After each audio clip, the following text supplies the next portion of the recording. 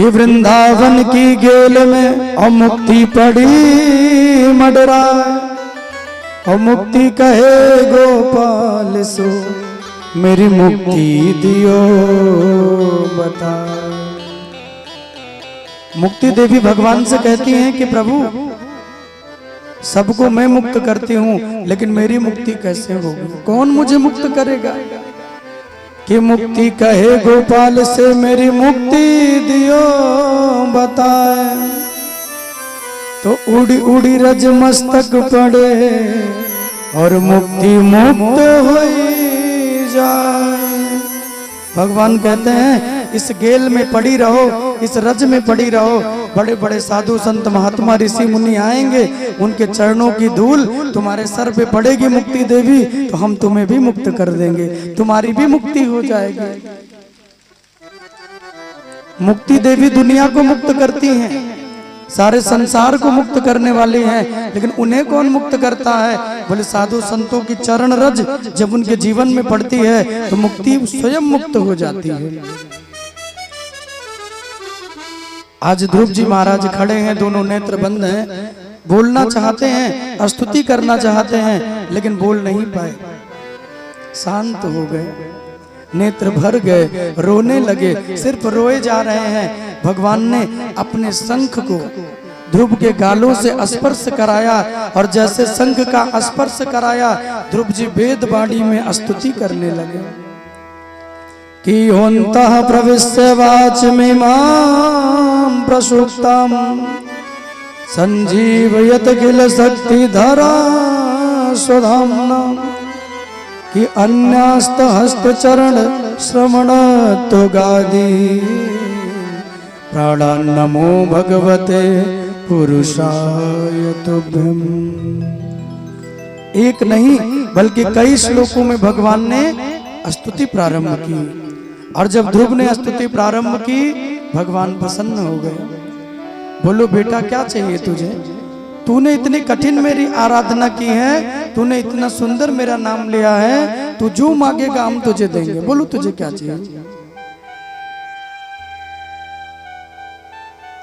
ध्रुव जी कहते हैं प्रभु अपनी सांसों की माला पे मैं आपका नाम ही जप रहा था, उस माला पे नाम जपते जपते इतनी जल्दी मिलेंगे ये सोचा ही नहीं था।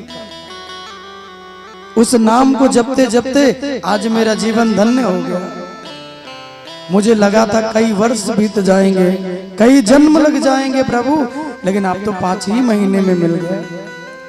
भगवान कहते हैं जब कोई बचपन में मेरी भक्ति करता है तो उसका कई गुना फल मिलता है। बचपन की भक्ति का फल अमृत के समान मिलता है,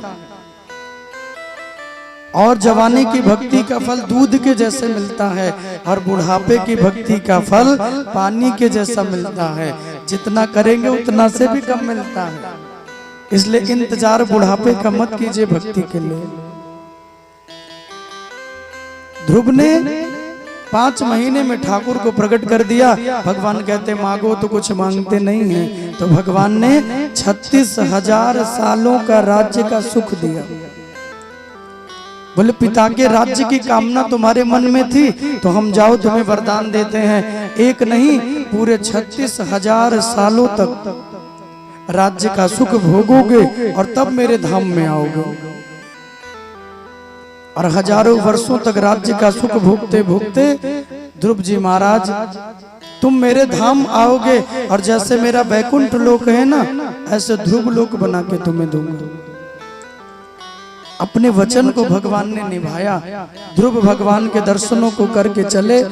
भगवान ने कहा बेटा तू मेरी गोद में बैठने के लिए आया था, तुझे पिता की गोद नहीं मिली, लेकिन इस परम पिता की गोद तुझे जरूर मिलेगी। और अपनी गोदी में अपने भक्त को भगवान ने बिठाया। आहा, ब्रह्मा जी देख के प्रसन्न हो गए।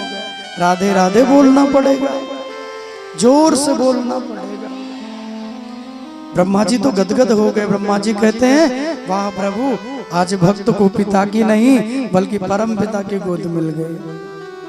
आप भी दुनिया को मत रिझाइए, दुनिया को रिझाते रहेंगे कभी नहीं रिझने वाली, किसी न किसी बात पे रूठ जाएगी, किसी न किसी बात पे रूठ जाएगी। हाँ, रिझाना है तो गोविंद को रिझा लीजिए, उन्हें रिझाएंगे तो वो कभी नहीं रूठने वाले।